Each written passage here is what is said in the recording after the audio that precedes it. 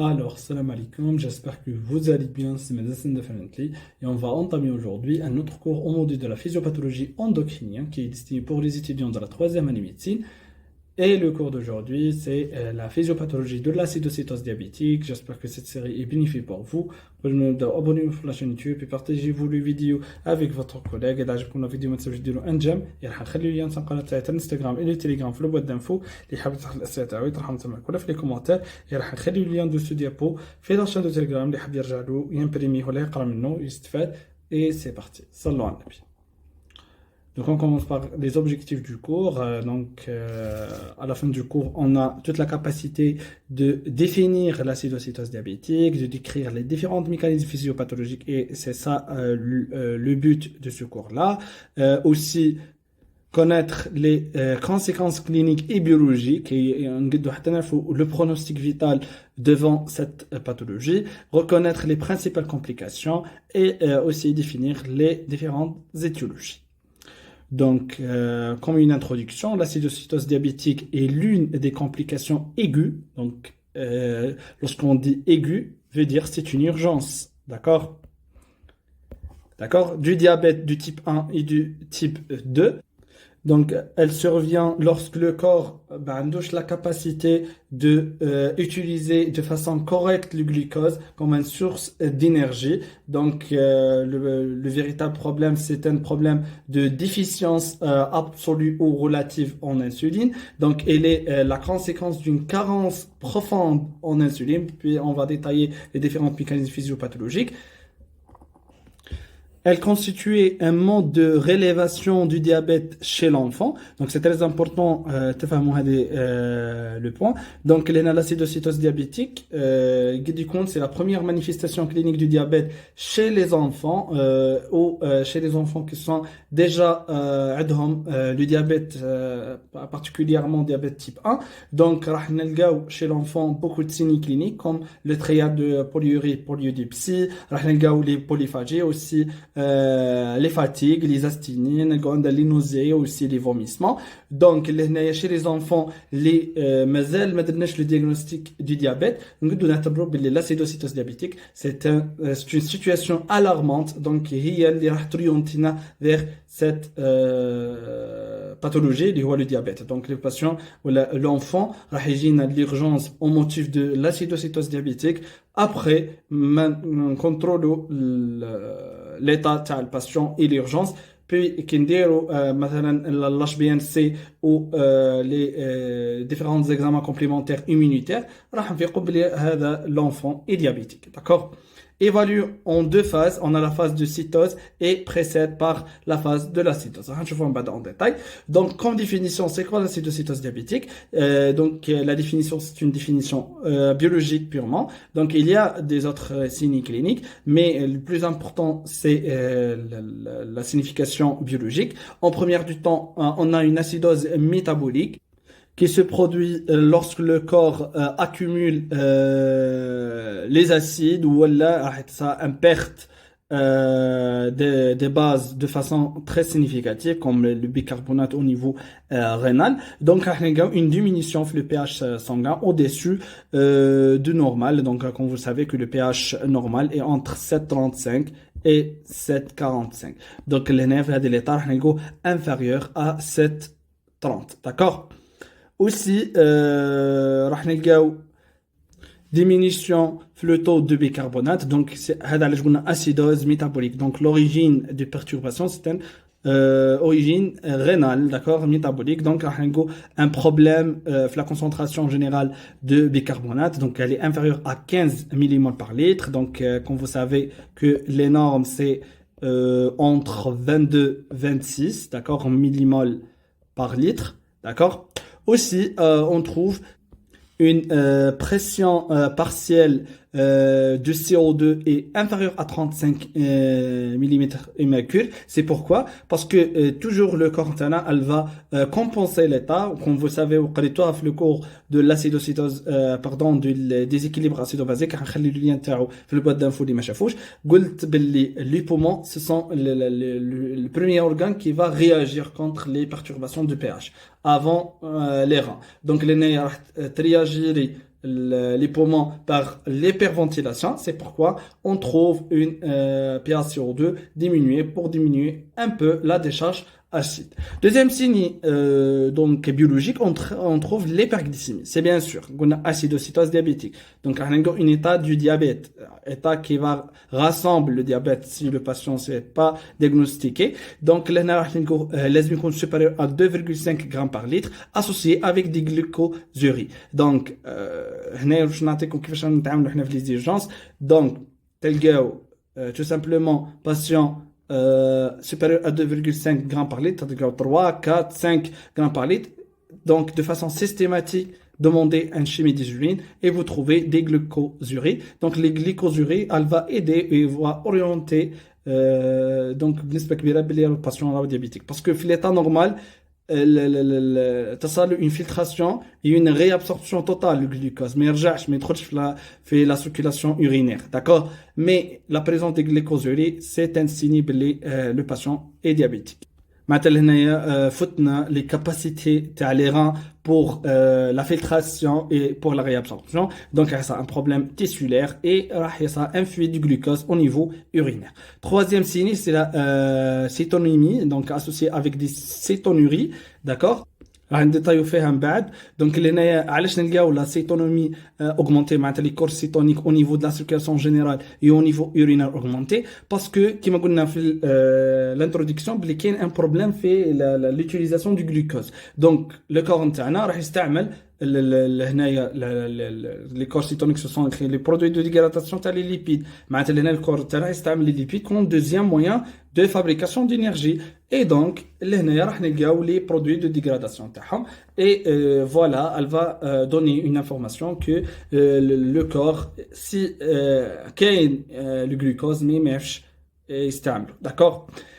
Pour les mécanismes physiopathologiques, l'acidocétose diabétique associée à la fois des anomalies du métabolisme glucidique et lipidique, d'accord, et puis on va le détailler.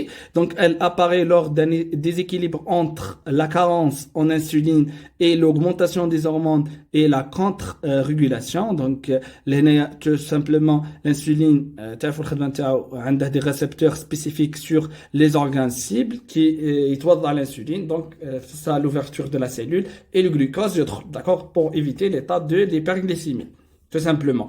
Donc l'insuline est insuffisant, ما كانش توضع تاع l'insuline au niveau des récepteurs et en même temps donc on a la contre-régulation par le glucagon, le cortisol et les catécholamines et aussi les hormones de croissance, le GH ou le growth hormone qui sont des hormones hyperglycémiants qui ont vraiment d'accord stimulé la production du glucose dans le foie par le phénomène de la néoglycogénèse, aussi diminuant l'utilisation du glucose par les tissus périphériques. Donc tout ce déséquilibre hormonal va atteindre l'état de l'hyperglycémie et la production accrue des corps cétoniques parce qu'on utilise le métabolisme lipidique pour l'énergie et donc elle va aggraver l'état de l'acidocétose diabétique. Donc les باش ما نتخلطش لكم هزوا معايا القاعده هذه. Donc le corps vraiment au niveau de l'acidocétose diabétique c'est un corps bête معناتها غبي. كيفاش؟ donc لهنايا يكون لو تو تاع لا غليسيمي نورمال ما عندناش انسولين سي فري صح. لي سيلول تقعد تبعث لو سيرفو دي ميساج باللي رانا نسوفريو ما كاش انسولين باش يدخل الجلوكوز فيغ لا سيلول, داكور. يقعد يبعث دي ميساج السيرفو او عم بالي بلي عندنا ان تو دو غليسيمي معناتها امبورطون في لا سيركيلاسيون جينيرال, لا يدير اون ترادكسيون باللي ما عندناش لا غليسيمي. Eh ben, elle va favoriser la néoglycogénèse et aussi les différentes donc voies pour la fabrication du glucose où les cellules قاعدة تمد les messages بلي راني نسفري. Eh ben, يقعد يطلع donc راح يزيد le taux de la glycémie. C'est voilà هذه la mécanisme physiopathologique. Eh ben, une fois خلاص باش يحبس le corps تاعنا راح يحاول اني compenser par le métabolisme lipidique pour faire les différentes réactions énergétiques. mais en même temps, ما قدش يرياجي les différentes situations تاع l'hyperglycémie parce que عندنا غير l'insuline comme un hormone hypoglycémiant et ben donc ندخلوا في l'état de la cétocétose diabétique. Donc on va détailler un peu les anomalies du métabolisme du glucide. Donc en première du temps et le premier signe et le signe majeur c'est l'hyperglycémie qui était secondaire à trois mécanismes. Donc l'insulinopénie, donc pas d'insuline, absence de transport d'insuline dans le tissu adipeux et le muscle. veut dire باللي le glucose راح يقعد في la circulation générale مش راح يروح vers les organes cibles comme le muscle et le tissu adipeux. D'accord. Deuxièmement, on a l'accélération de la glycogénolyse hépatique avec une diminution de l'utilisation tissulaire du glucose. Voilà, معناتها هيصير لنا une augmentation donc une dégradation de la glycogène au niveau hépatique pour fabriquer plus du glucose, d'accord, mais en même temps ولو عندي un taux de glucose augmenté, pas d'insuline, vraiment راح تولد comme une cercle vicieux, d'accord. معناتها لهنايا هذه هي علاش قلت لكم le corps est bête, donc normalement راهو réagira وراح direct compensa par le métabolisme lipidique. Mais il y a des phénomènes pour fabriquer plus du glucose à la حسابه باللي راهو le glucose ناقص في la circulation générale. D'accord? On a l'augmentation de la néoglycogénèse hépatique, ça veut dire la fabrication du glucose à partir des molécules non glucidiques comme les acides aminés par exemple, qui produit du glucose essentiellement par les acides aminés et l'alaline. D'accord. La carence en insuline, il y a l'insulinopénie entraînant l'absence de pénétration du glucose à l'intérieur de la cellule parce qu'il y a des récepteurs spéciaux au niveau des organes cibles qui doivent dans l'insuline et ben يدخل le glucose à l'intérieur de la cellule. Donc هذه الكاركتيرستيك رانا فاقدينها et une augmentation des hormones de la contre-régulation اللي هضرنا عليهم قبيله. معناتها الكور راح يقعد يدير نفس les fautes comme la glycogénolyse, la néoglycogénèse et aussi elle va sécréter les hormones hyperglycémiantes pour augmenter le taux de la glycémie pour donc يحاول على حسابه انه يزيد لا glycémie pour هذيك لا glycémie توصل لي ديفيرونت تيشو بيريفيريك باسكو راح تقعد تجيه لي ميساج من لي سيلول تاع لي ديفيرونت organes, d'accord, surtout les organes nobles et باللي رانا نسوفري, d'accord. Finalement, l'hyperglycémie résulte d'une production excessive du glucose, d'accord, c'est l'état de l'hyperglycémie. Puis de non-utilisation par les tissus périphériques, concentrer la circulation générale, soit les muscles, les tissus adipeux ou le foie, donc surtout le foie pour le stocker. Donc les conséquences de l'hyperglycémie sont l'hyperosmolarité, c'est l'hypertonie extracellulaire qui entraîne un passage d'eau au niveau intracellulaire vers le compartiment extracellulaire. Maintenant, tout simplement, l'hyperosmolarité extracellulaire a un gradient osmotique qui va permettre le passage d'eau et donc vers le compartiment intracellulaire vers le compartiment extracellulaire. Donc, on a une déshydratation intracellulaire. Les cellules vont souffrir plus وقت. ما كانش une source d'énergie et un état de déshydratation. Une glucosurie avec du RS osmotique. معناتها هنا راح تكون les urines hypertoniques par rapport au plasma sanguin qui va entraîner une perte d'eau et des électrolytiques par les reins et elle va donc endommager l'état ou soit les états de déshydratation. C'est pourquoi le traitement on va baser sur le schéma de réhydratation et aussi de l'équilibre hydroélectrolytique et aussi la régulation de diabète. Donc voilà, donc on a une hyperglycémie qui va entraîner une glycosurie, bien sûr, par les capacités des reins pour filtrer le glucose, c'est déjà dépassé. Et on a une polyurie osmotique avec une déshydratation en moyenne de 5 à 7 litres pour un adulte. Puis, بسبب la diminution de la perfusion rénale parce que le myocarde c'est déjà مش هيتلحق له l'énergie, donc مش هيدير une perfusion bonne pour les différents organes, donc on a une diminution de la perfusion rénale et une limitation de l'élimination urinaire du glucose parce que le glucose c'est déjà en excès. Donc, on a نفضلوا انه يخرج au niveau urinaire باش ينقص لنا شويه l'état de l'hyperglycémie au niveau de la circulation générale. Mais لهنايا comme les reins ما تلحقش حتى دير لا فلتراسيون كلوميرولار دونك راح ليليميناسيون يحصل فيها ان بروبليم ما يوليش حتى يوصل لي زولين حنا نقول كاين بسبب ليكسي مي دونك حنا نحوس انه يخرج بنسبه كبيره باش يريق لنا لي بيرغليسيمي دونك لهنايا راح تزيد تغرافينا هذه لا سيتوياسيون لي بيرغليسيمي ونروحوا للميتابوليزم ليبيديك دونك نبداو par la cétogenèse. Elle est induite par l'augmentation de l'activité de lipase. Donc l'insuline est le seul hormone inhibant la lipase, qui est un hormone anti-lipolytique. Donc la cétogenèse, d'accord, c'est un processus terminé par le foie, d'accord, راح ديرنا une production de les corps cétoniques comme l'acétocétate et aussi le bêta-hydroxybirate. دونك هنايا انطلاقا من لي زاسيد غرا دونك هنايا واش راح يصرى لنا في السيتوجينيز كي دونك با دانسولين دونك اون ايتا دو لانسولينوبيني دونك لي باز لهنايا واش راح يدير لنا راح يشد ديغرادي لي تريغليسيريد داكور اون اسيد غرا ليبر اي اون غليسيرول داكور شفاو عليها دونك اون لي تريغليسيريد راح يولونا des acides gras et aussi de glycérol, d'accord? Et donc بسبب l'insulinopénie راح تصرى l'activité تاع الليباز راح تولي accrue, d'accord? Et راح دينا augmentation في la dégradation تاع les triglycérides et la libération تاع les acides gras libres dans la circulation générale. D'accord? L'insulinopénie qui provoque une augmentation de la lipolyse par l'activité de lipase. La conséquence est la libération des acides gras libres et l'apparition de cétonurie. Donc, les acides gras libérés donc, par le phénomène de lipolyse donc, sont transportés vers le foie et sont oxydés pour former les corps cétoniques. D'accord?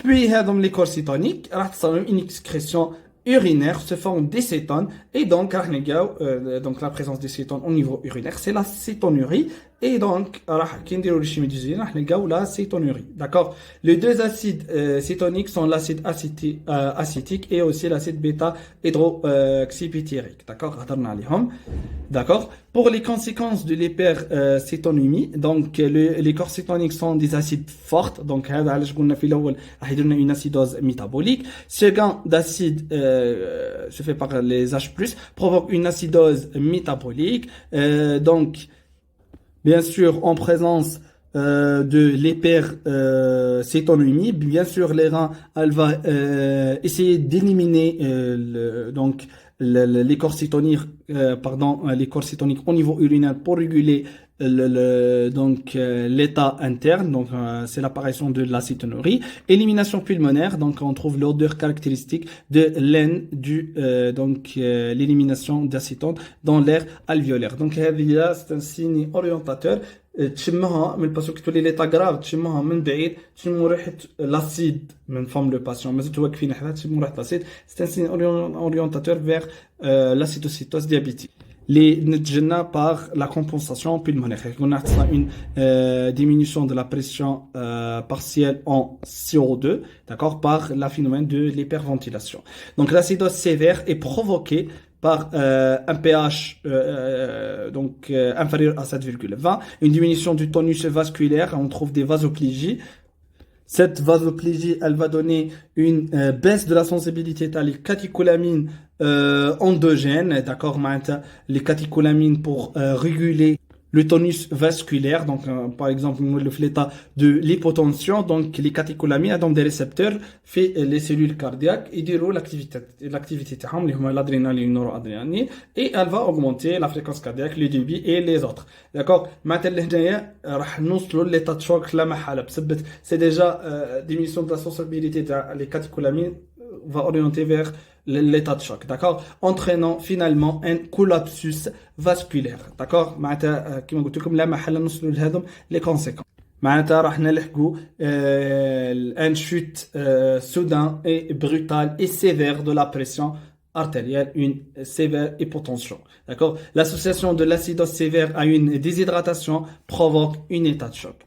معناتها راح تصل لنا une insuffisance circulatoire généralisée, des malperfusions tissulaires pour les différents organes وراح يحاول le corps تاعنا كيما قريتو في الكور تاع l'état de choc باللي راهو يحاول يمد les organes nobles اللي هو le cerveau, le cœur et les glandes surrénaliennes pour donc يقعد يمشي شويه le corps mais tous ces moyens de régulation sont défaillés à la fin. Diminution de la contractilité myocardique, bien sûr, une malperfusion, état de choc, donc c'est déjà la pompe cardiaque. لهنا راح تصل problème de la contractilité myocardique et réduction de la fonction de cette pompe. D'accord? Voilà, donc c'est un schéma qui va résumer toutes les choses. Donc on a un manque d'insuline, c'est le signe majeur, d'accord. Donc au niveau des différentes organes, donc qui fait réagir. Le foie, elle va augmenter la production du glucose hépatique. C'est toujours qu'on a un manque du glucose, donc elle va le cerveau le foie dire la production du glucose par les différentes réactions métaboliques. Pour les tissus périphériques, ça une diminution de l'utilisation du glucose et donc l'augmentation du taux du glucose au niveau de la circulation générale. TCA-D peut augmentation de relâchement des acides gras et donc le foie, elle va augmenter la cétogénèse. Donc c'est les troubles qui concernent le métabolisme glycémique et voilà lipidique. Donc on a état d'hyperglycémie, du diarrhée osmotique, la glycosurie et on a dépression volumique, diminution de l'excrétion du glucose et donc la malperfusion rénale et donc le taux du glycémie au niveau de la circulation générale parce que les reins ne peuvent au niveau urinaire. Pour le métabolisme lipidique, on a une acidocytose, donc diminution des réserves d'alcaline, le taux de corps cétonique qui sont des acides forts et donc on trouve l'état de l'acidose métabolique. Donc quelles sont les conséquences cliniques? Donc l'acétocytose évaluons en deux phases, d'accord? On a la première phase, c'est la phase de cétose simple et on a la deuxième phase, c'est la phase de l'acidocétose. D'accord, on va détailler chacune des phases. Ça n'a pas نتفاهموا على حاجه باللي حنايا اللي في لي زو بي اش جا نحكوا في لي سي اش يو في لي زو بي اش في تاع الوصيف تاع الصحه الجواريه والاخرين. دونك لو ديagnostic اللي نديرو فيه سي لو ديagnostic دو سيتوز ديابيتيك سي با لاسيدوسيتوز ديابيتيك باسكو بعدنا لاسيدو دونك لاسيدوز nécessite bien sûr une gaz du sang. Maintenant, je fais le piège, le gaz du sang. Mais le gaz du sang n'empêche pas donc le diagnostic, d'accord. Direct, on fait le prise en charge, d'accord. Comme le gaz du sang, elle va donner une idée sur la sévérité de l'état. Donc, par exemple, état comateux ou l'état de trouble de la conscience, c'est obligé de dire le gaz du sang. Donc, n'abda par la phase cytose simple, l'hyperglycémie s'accompagne par un syndrome de polyurie, polydipsie et le soif. Donc, tout simplement qui dit la concentration du glucose, le seuil de filtration glomérulaire rénale sont déjà dépassés, mais il faut filtrer le glucose complètement. Et donc, l'extraction du glucose au niveau rénal et la perte du glucose au niveau urinaire, donc c'est la glycosurie et donc de façon abondante c'est la polyurie. Puis donc la polyurie elle va stimuler la perte des liquides corporels, d'accord, maintenant on trouve l'état de déshydratation, d'accord. وين راح يصيرنا comme une réaction c'est bien sûr la sécrétion d'ADH et donc la sensation du soif et qui a la polydipsie يعطش الانسان واللي يشرب بزاف donc c'est ça la polydipsie et le soif. Ce sont trois mécanismes يكونوا مع بعضهم, d'accord, pour maintenir bien sûr l'homéostasie hydrique. La cétose se manifeste par des douleurs abdominales, des nausées et des vomissements. Tout simplement, les douleurs abdominales, le patient comme des crampes, d'accord. C'est l'irritation de la paroi de l'estomac et des intestins par la présence des corps cétoniques ou l'acidité au niveau de deux organes. Aussi, les nausées, les vomissements sont causés par plusieurs facteurs. C'est l'irritation gastrique, c'est aussi une stimulation les centres de vomissement au niveau cérébral, d'accord. Ce sont tous des signes qui sont réagir donc l'état de l'acidose métabolique, d'accord. Voilà, une odeur caractérisée la laine, bien sûr. Cette phase n'est pas reconnue par le patient non diabétique et évaluant vers l'acidocytose. معناتها هذا الفاز chez les patients qui sont pas diagnostiqués diagnostiqués comme diabétiques. Donc, les HNAIA ne présentent pas les mêmes défauts de la régulation du glucose et du métabolisme lipidique. Comparément, les patients sont déjà diagnostiqués comme diabétiques, où la phase simple peuvent donner des conséquences vraiment nocives sur le pronostic vital du patient. D'accord. Puis le deuxième phase, c'est la phase de l'acidose, l'acidocétose, caractérisée par la déshydratation. La déshydratation est globale, d'accord, extracellulaire. On trouve les plus cutanés et aussi l'hypotonie des globes oculaires, d'accord. Les tachycardies, bien sûr, c'est un signe donc l'état de déshydratation et l'hypotension artérielle. C'est la volémie, donc elle va récupérer le corps par l'augmentation du fréquence cardiaque. Donc لهنا علاش قلنا global بسبب les signes اللي هضرنا عليهم قبل في la phase de la cytosine اللي هي bien sûr راح بسبب la polyurie et la polyurie هي اللي راح دير لنا l'état de déshydratation. Donc pour les signes de déshydratation intracellulaire راح نلقاو des sécheresse des muqueuses et un soif intense. هنايا la sécheresse راح نلقوه au niveau de la bouche et des yeux, d'accord, comme un exemple. Et aussi tous ces mécanismes parce que les cellules elle va rechercher de compenser bien sûr la perte des liquides, d'accord.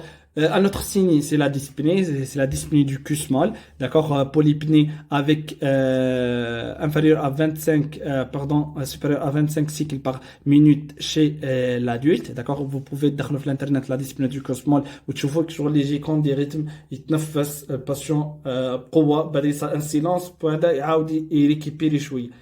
تهبط la ventilation. تعاود تطلع la ventilation, silence, تعاود تهبط la ventilation. Donc comme vous savez la fréquence respiratoire chez l'adulte 12 et 22. Peut-être 12 donc c'est hypoventilation, supérieur à 22 donc c'est bien sûr une hyperventilation.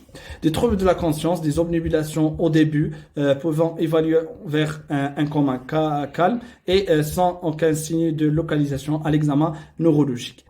معناتها هنايا راح نلقاو une altération de la vigilance et fait le comportement mental lorsque vous interrogez le patient كاين problème de vigilance ماهوش يتجاوب معكم مليح تلقوا des réponses inappropriées. C'est pas vraiment constante la trouble de la conscience, mais إذا كانت c'est déjà لحقنا stade retard ولا mal traité ولا c'est déjà كما قلت لكم يكون de façon retard, donc surtout qui يكون la cytocytose n'est pas traitée, d'accord. Et concernant l'examen neurologique, bien sûr راح تلقاو les mouvements et les réflexes du patient راح يقعدوا لنا de façon symétrique, mais les réponses aux stimulus sensoriels par exemple تهضروا مع des stimulus par exemple يسمع يشوف, d'accord, راح تكون vraiment limitée.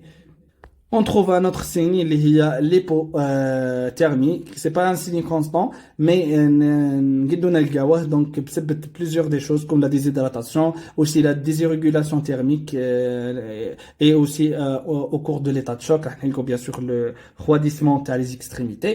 Et donc, c'est parmi les complications de la cytocytose diabétique qui va favoriser la gravité de la pathologie. D'accord. Pour les conséquences biologiques, prélèvement veineux, une hyperglycémie, possible augmentation de l'urée et de la créatinine qui va orienter vers un problème fait la fonction rénale, possible de l'hyperleucocytose sans lien avec une infection. Donc ماهيش صارت لنا une infection, هنا tout simplement qu'il y a une réponse inflammatoire donc في la circulation générale donc contre l'acidose donc et les d'autres déséquilibres métaboliques les sont responsables pour l'acidocytose diabétique. Le pôle potassique global est diminué. Bien sûr ما كانش انسولين باش يدير الانسولين يشد البوتاسيوم من الاكستراسيلولار دخل الانتراسيلولار. دونك اللي راح نهضروا دو فاسون جلوبال ماشي نهضروا غير عن لو ميليو انتراسيلولار. هنايا راح يصير ان ديزيكيليبر وراح يزيد لو تو دو بوتاسيوم au niveau donc extracellulaire, donc qui va donner bien sûr une diminution du pôle potassique total fait le prélèvement veineux, d'accord. Prélèvement artériel, le gaz du sang, bien sûr, on a une acidose métabolique avec un trou anionique élevé. Voilà. Fait qu'on dit les chimies d'usine, bien sûr, on a deux signes, les glycosurie et l'acétonurie. D'accord? Permet aussi les conséquences, l'état de l'hypocalémie lié aux pertes par les vomissements et les polyuries. Donc, toujours acidocétose diabétique, elle a le potassium, d'accord? Au bilan tout le patient, bien sûr, demander un ionogramme, un FNS pour mieux explorer.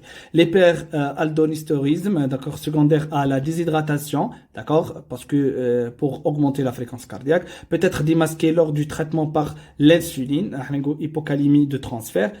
معناتها لهنايا كي نديروا لو تريتمون نبداو باغ الانسولين داكوغ لهنايا راح يروح البوتاسيوم من لانترا من ليكسترا فيغ لانترا سيلولير اي دونك قبل ما تصل اجustement تاع لو بوتاسيوم او نيفو باسكو قلنا لو بول توتال اي ديزيكيليبري دونك قبل ما تصل اجustement راح يدخل البوتاسيوم كل او نيفو انترا سيلولير راح يزيد يغرافي لي ليتا دو ديزيكيليبر اوسي لهنا نسيت برك شنو نقول لكم في ليبر الدونيستيوريزم سكوندير هنايا تو سامبلومون كيفاش l'aldostérone elle va aggraver l'état de l'hypocalémie كيما تعرفوا l'aldostérone elle va stimuler l'absorption du sodium et l'excrétion rénale du potassium et donc elle va aggraver l'état de l'hypocalémie.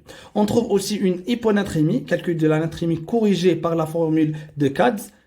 Maintenant, l'hyponatrémie peut être la correction de l'hyperglycémie par la cytocétose diabétique en utilisant la formule de CADS où un ajustement de la concentration du sodium en fonction de la glycémie une correction importante pour interpréter correctement la natrémie chez les patients liés à la cytocétose diabétique. Parce que l'hyponatrémie relative peut être bien sûr masquée par l'hyperglycémie. L'urée et le créat sont élevés liés à une insuffisance rénale fonctionnelle, le manque de débit. D'accord?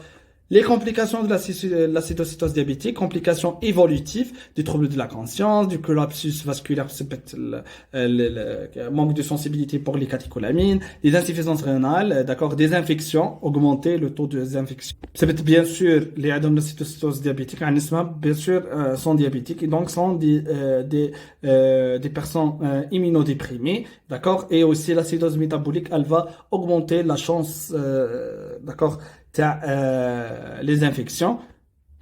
On peut donner n'importe quelle infection, soit des infections respiratoires comme les pneumonies, gastro-intestinales comme les gastroentérites, les cellulites, les infections urinaires, d'accord? Des thromboses vasculaires, donc favoriser la thrombophlébite. Between l'acidocétose l'augmentation de la coagulation et donc des changements fait les facteurs de coagulation sanguine et donc risque de formation des cailloux donc sanguins les vaisseaux et donc l'apparition de thrombophlébite. Une pancréatite aiguë aussi une inflammation du pancréas, les stades graves de l'acidocétose diabétique, bien sûr l'hyperglycémie et aussi l'acidose métabolique qui vont donc responsables pour le développement de la pancréatite aiguë. Aussi des gastrites hémorragiques sont voyées, d'accord? Des complications liées au traitement de la cytocétose, donc hypocalémie avec risque de trouble de rythme, des tachycardies vraiment, parce que l'hypocalémie donne des tachycardies. Le traitement par l'insuline, une redistribution intracellulaire du potassium, donc une hypocalémie, et donc des troubles de rythme comme des arythmies ventriculaires graves, comme la tachycardie ventriculaire, qui va donner, mettre en jeu, bien sûr, le pronostic vital. Des œdèmes cérébrales par la correction brutale de la glycémie. Une correction rapide de l'hyperglycémie, une réduction rapide de l'osmolarité plasmatique et donc un transfert d'eau de le compartiment extracellulaire vers le compartiment intracellulaire au niveau des cellules cérébrales et donc il y a un œdème cérébral qui est vraiment le mort, d'accord, et des céphalées, des vomissements, des convulsions, état mental et donc ce sont tous des signes orientateurs vers un problème cérébral. Détresse respiratoire aiguë du mécanisme obscur. Une acidose aussi hyperchlorémique liée à l'excès de perfusion du sérum salé, donc hypotonique, donc 9%. يقول لنا احنا عندنا état de déshydratation. Il faut hydrater le patient au cours du traitement. Donc هنايا صايب l'hydratation. Donc راح زيدنا le taux du chlore au niveau de la circulation générale et donc le chlore augmenté, elle va aggraver l'état de l'acidose métabolique qui déjà a des complications. L'hypoglycémie, complication grave de l'insulinothérapie. Mais toujours qui te met de l'insuline, toujours contrôler l'état de la glycémie, d'accord? Parce qu'il a une quantité donc importante ou bzaf, donc on a l'hyperglycémie vers l'hypoglycémie, d'accord? Les complications du diabète gestationnel, donc chez la femme enceinte, donc des morts fœtales in utero, toute fluctuation du glucose au niveau du sang de la mère, donc il y a du développement donc le fœtus et donc le flux sanguin placentaire et donc elle va entraîner des complications graves, tout ça le mort de fœtus. Aussi des prématurés. معناتها راح نلقاو des complications placentaires et obstétricales donc un déclenchement précoce في le travail تاع les différentes donc compartiments المسؤولين على l'accouchement et donc راح تصنع des complications fœtales et maternelles vraiment graves. Détresse respiratoire néonatale, la maladie du membrane hyaline, on trouve des défauts de résorption du liquide amniotique, c'est césarienne avant le travail. Et pour la détresse respiratoire, on est beaucoup plus chez les bébés où les poumons ont un développement de façon complète et donc le patient est toulé par des difficultés de respiration à la naissance. On trouve aussi des macrosomies. Il toulé le bébé avec un poids vraiment supérieur à la normale, donc supérieur à 4 kg. Donc le diabète gestationnel, tout simplement, une surproduction d'insuline chez les fœtus et donc l'insuline a un effet anabolisant, donc il dire le développement structural les organes et donc il la macrosomie. Aussi, les situations graves, le mort maternel. Ce sont des réactions ou des situations rares, mais vraiment sont graves, d'accord? Où les complications du diabète gestationnel, une hypertension artérielle, une préclampsie aussi, une insuffisance rénale, des infections. Tous vont donc aggraver le pronostic vital du patient. Pour les étiologies de la cytocytose diabétique, il faut toujours rechercher un facteur déclenchant, comme les erreurs du traitement ou des écarts du régime. Par exemple, le patient diabétique, le régime et aussi des erreurs de traitement, le traitement bien comme il faut, ou l'insuline bien comme il faut, aussi les glucophages, d'accord? Les infections, donc augmenter le taux de la cytocytose diabétique, les traumatismes physiques et psychiques. Oui, les infections et les traumatismes physiques et psychiques ont tous les mêmes mécanismes. Une augmentation fait les hormones du stress, d'accord, les glucagon, donc les différentes aussi hormones qui vont donc favoriser la production du glucose par le foie et la cétogenèse et donc conduisant bien sûr vers la cytocytose diabétique. Aussi les chirurgies, c'est le même mécanisme. Aussi des accidents cardiovasculaires, comme par exemple les EDM, par exemple les AVC, d'accord? L'HNR a une état ou une augmentation fait les hormones du stress et l'augmentation de la glycémie et la cytocytose diabétique. Aussi la grossesse parmi les étiologies.